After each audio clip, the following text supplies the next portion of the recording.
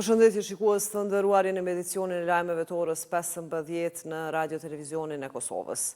Autoritetet e Kosovës dhe ato të Maqedonisë së Veriut kanë përuruar sot pikalimin e përbashkët kufitar mes dy shteteve, Hani Elezit, Blac. Në këtë ceremoni morën pjesë kryeministri në detyri Kosovës Albin Kurti, homologu i tij Maqedonas Kristian Micovski dhe figura të tjera politike. Kalimet kufitare mes shteteve tani do të bëhen me vetëm një ndalesë dhe një kontroll në hyrje të secilit shtet.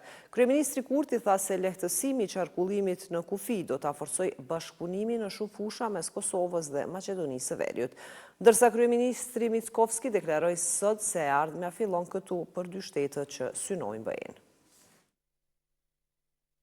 Krijimi i pikave të përbashkëta në vendkalimet kufitare Hani Elezit Blac dhe Globoqic Jazhinc janë më shumë se sa infrastrukturë kufitare.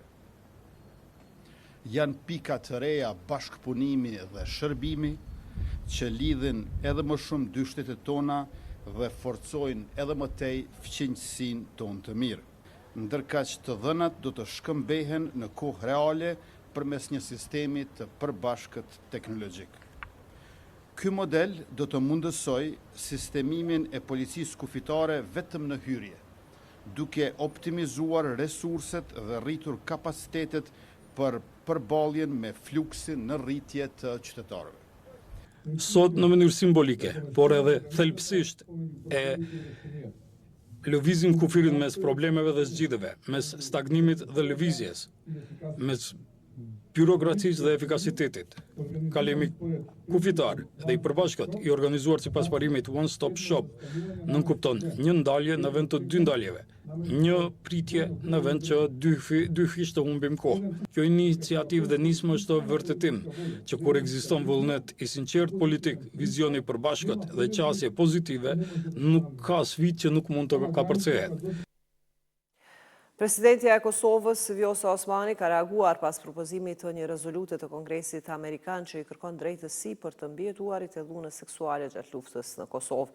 Në një postim në rrjetin social X, Osmani shprehu falënderim por ligjvënësit Amerikan dhe shprehu pritje që kjo rezolutë miratohet.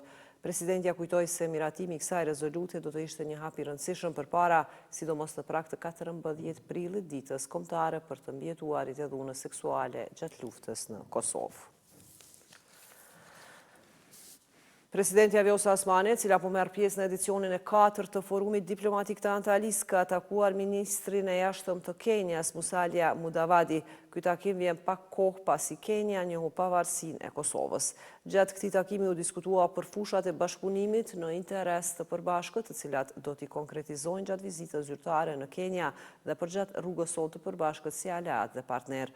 Ajo ka falendëruar Kenjan për njohjen e shtetit të Kosovës, duke quajtur këtë vendim historik që kontribuon për paqen e stabilitetin afatgjat në rajonin tonë.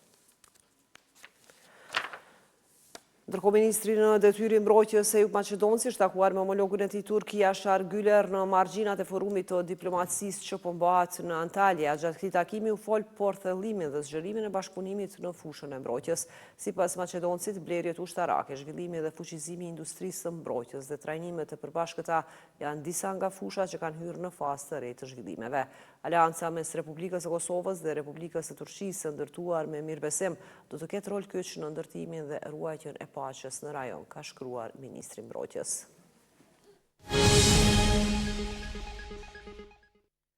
12 prillit dita e dëshmorëve të brigadës 133 Adrian Krasniqi të Istogut shënon njëra ndër datat më të rëndësishme të kësaj komune. 26 vjet më parë, në vrellë të Istogut ran heroikisht 9 pjesëtar të ushtrisë çlirimtare të Kosovës.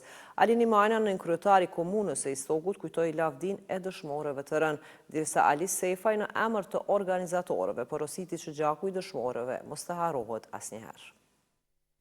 Po duhet jetë një jetesë e jonja e përditshme që t'jetojmë me këtë lavdi, t'jetojmë me këtë sakrificë dhe t'jetojmë me gjakun e tyre. Andaj, duke mos zgjatur më shumë, edhe njëherë lavdi gjithë dëshmorëve të kombit, lavdi komandantit legjendarë Adem Jashari, dhe mos u harroft asnjëherë amaneti i tyre, që ne të punojmë fort, që të ndërtojmë institucione, që të ndërtojmë shtet, zhvillojmë shtet, dhe të kemi një shtet të prosperuar dhe demokratik, ashtu siç Ata rrokën pushkën dhe nisën amanetin e tyre që ne të kemi një shtet të konsoliduar dhe të kemi një shtet si kur gjitha shtetet demokratike në botë.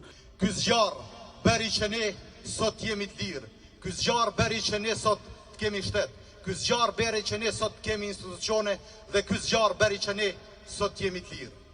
Në këto beteja ranë djem dhe vajza, burra dhe gra, trima të paepur që rrallë herë i takon gjatë historisë e që hynë në plejaden e lavdisë. Ndrojmë temë të informacionit. Një ngjarje e rëndë tragjike ka ndodhur ditën e djeshme në Prishtinë, ku një vajzë 26 vjeçe ka rënë nga kati i shtatit një ndërtese. Sipas njoftimit të policisë, një person është arrestuar në cilësinë e të dyshuarit në veprën shtytje dhe ndihmë në vetvrasje. Me vendim të prokurorit, trupi i pajeti viktimës është dërguar në Institutin e Mjekësisë Ligjore për obduksion, ndërsa i dyshuari është dërguar në mbajtje. Pas ngjarjes tragjike që ndodhi në Veternik të Prishtinës, ku Fatlum Haradini vdiq tragjikisht nga shëmbja e dheut në vendin e punës, kryeministri në detyrë Albin Kurti vizitoi familjen Haradini.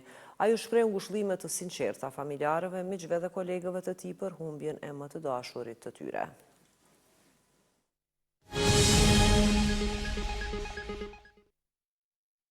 Në Prishtinë u hap panairi i parë i ekonomisë qarkore në Kosovë, cila shërben si një platformë për gjithë ata që merren me riciklimin, ripërdorimin dhe praktikat e tjera ekologjike. Kjo ngjarje është pjesë e projektit Ekonomia rrethore për tranzicionin e Gjelbërt, i cili po zbatohet nga rilindja e Gjelbër dhe People in Need Kosovë me mbështetje nga Bashkimi Evropian në Kosovë. Në këtë panair morën pjesë 26 bizneset, të cilat promovuan produktet e tyre të ripërdorura dhe të ricikluara, duke dëshmuar angazhimin e tyre në mbrojtje të mjedisit dhe zhvillimit ekonomik të vendit. Ndrojmë temë të informacionit. Në parkun e Gërmisë u përurua këndi rekreativ i ndërtuar tërësisht me materiale ekologjike dhe në përputhje me parimet të qëndrueshmërisë mjedisore. Kryetari i Prishtinës Përparim Rama tha se ky kënd me sipërfaqe prej rreth 2000 metra shkatror ofron hapësira të dedikuara për lojë, mësim dhe argëtim për të gjitha grupmoshat. Të dashur që kemi marrë sot këtu me hapë së bashku këtë park të mrekullueshëm, është i parë i kësaj natyre, është me materiale organike, gjithë dru, është 2000 metra hapësim, 2000 metra katror, edhe është i pari, po themi, këtij lloji që tash do vazhdojmë në përgjithësa pjesë të Prishtinës me këtë lloj të materialeve, me këtë sistem, i cili është shumë i sigurt për fëmijët tonë, dhe përveç që është rekreacion, është aspekt i edukimit, pra mund me eduku gjatë rekreacionit.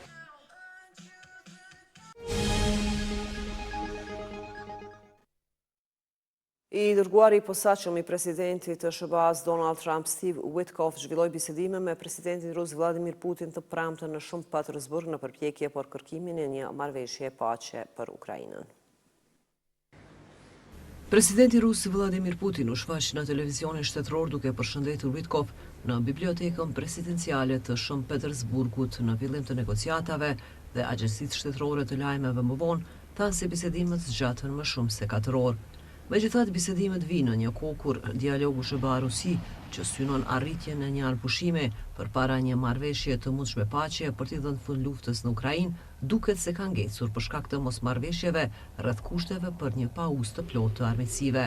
Trump, i cili ka treguar shenja të humbjes së durimit, ka folur për vendosjen e sanksioneve dytësore ndaj vendeve që blejnë naftë ruse, nëse mendon se Moska po zvarritet në një marrëveshje me Ukrainën.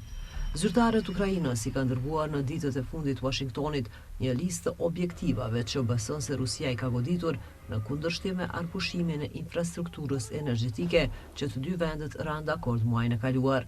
Të premten Trump tha në një postim në Truth Social se shumë njerëz po vdesin, mira në javë në një luftë të tmerrshme dhe të pakuptimt. Putin anën tjetër ka thënë se është i gatshëm në parim të bie dakord për një anëpushim të plotë, ndërsa theksoi se detajet vendimtare të zbatimit mbeten të pazgjidhura. Konkretisht, Putin ka thënë se Ukraina nuk duhet të bashkohet me NATO-n, se madhësia e ushtrisë së saj duhet të kufizohet dhe se Rusia duhet të marrë tërë territorin e 4 rajoneve ukrainase që pretendon si të sajat, pavarësisht se nuk i kontrollon plotësisht. Me Moskën që kontrollon pak më pak se 20% të teritorit të Ukrainës dhe forcat ruse që vazhdojnë të përparojnë në fushën e betejës, Kremlini beson se Rusia është në një pozitë të fortë kur bëhet fjalë për negociatat dhe se Ukraina duhet të bëjë lëshime.